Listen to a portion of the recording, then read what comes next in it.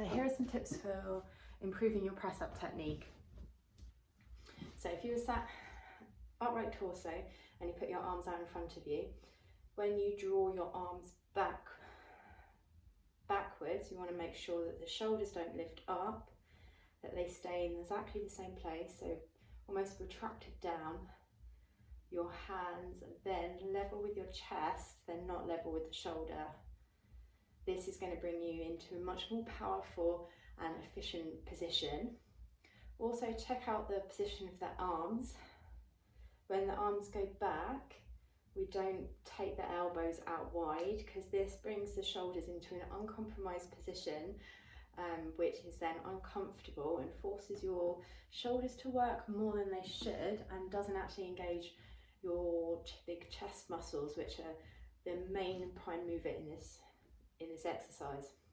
So as we draw back, we want to keep the shoulders down. We want the hands to be level with the chest.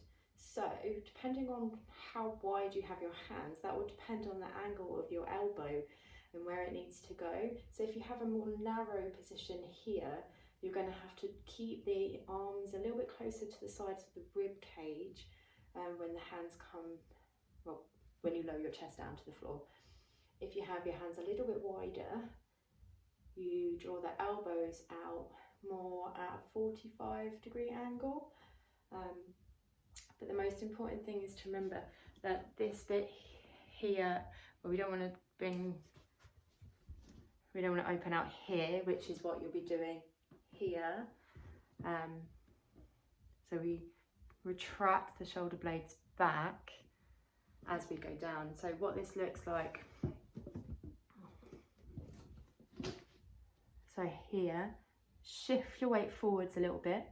That's going to make sure that your hands on your chest are level and it's going to stop your shoulders lifting upwards.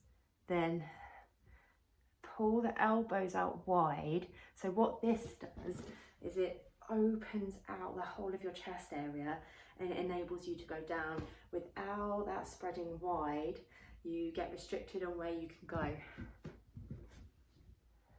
So pull the elbows wide, shift the shoulders forwards first, and then push straight back up again. That's the goal. From the side.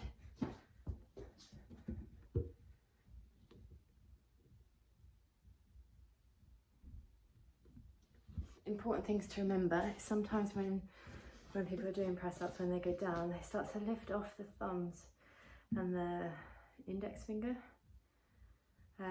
as they go down. But what this does is it stops you from engaging the muscles which control internal rotation, so you don't have as much stability in the upper body, which can then mean that not enough muscles are working, so therefore it feels harder. So always push down through the thumb, the index finger, as well as the fingertips across the whole of the hand. The more you spread your hands out, again, the easier it is going to be to fire up all of the muscles that you need from the chain from your fingers all the way up to your shoulders, chest. Nice. Another thing to note is when you're at the bottom of the press up and you're pushing upwards, you want to try and feel your chest muscles squeezing inwards to gain that push, but at the same time you're engaging your abdominals, so you're pushing your hips up with your belly and your upper body up with your chest. So it's not just your upper body that's working, it's not just here, it's down here as well. Keeping the bum squeezed and your thighs squeezed can also help your lower body move with a little bit more efficiency.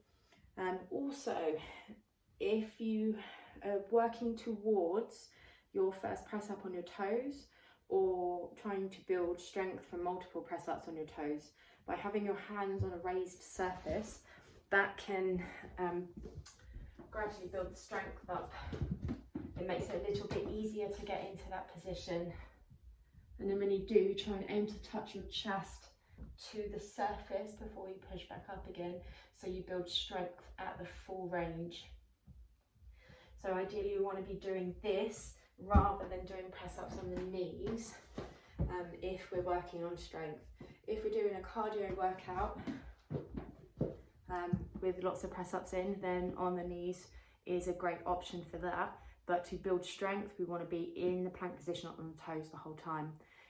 If you have any questions, because that is a lot of info, isn't it, then feel free to ask me. Bye.